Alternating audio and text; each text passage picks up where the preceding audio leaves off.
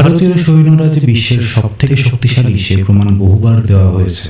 এবার 40 ঘন্টা ধরে অভিযান চালিয়ে সোমালি জলদস্যুদের কবল থেকে মাল্টার পণ্যবাহী জাহাজকে উদ্ধার করে ভারতীয় নৌসেনা আবারও সেটা বুঝিয়ে দিল।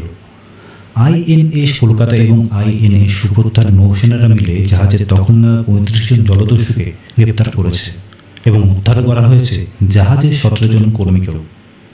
তবে কাজটা কিন্তু সহজ ছিল না। সোমালি জলদস্যুদের হাতে অপহৃত মাল্টার পণ্যবাহী জাহাজ এমডি রুয়েনকে শুক্রবার থেকে আটক করার চেষ্টা করছিল ভারতীয় নৌসেনা। তারপর ওই জাহাজটির পিছু ধাওয়া করে নৌসেনার জাহাজ। শনিবার জাহাজটিকে আটক করার চেষ্টা করতে নৌসেনার জাহাজ এবং হেলিকপ্টার লক্ষ্য করে জলদস্যুরা গুলি চালাতে থাকে।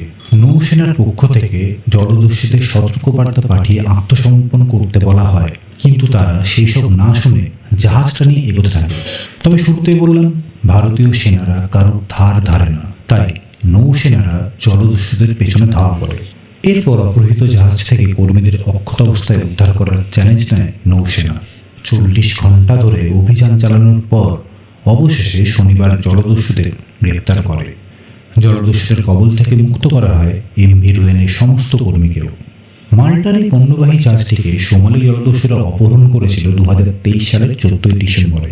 এই জাহাজটিকে ব্যবহার করে সমুদ্রপথে অন্য পণ্যবাহী জাহাজ অপহরণের চেষ্টা তারা করত, কিন্তু প্রতি ক্ষেত্রে সেই চেষ্টা ব্যর্থ করে দিয়েছে নৌসেনা। ভারতীয় নৌসেনাদের এই জয় গোটা ভারতবর্ষের জয়।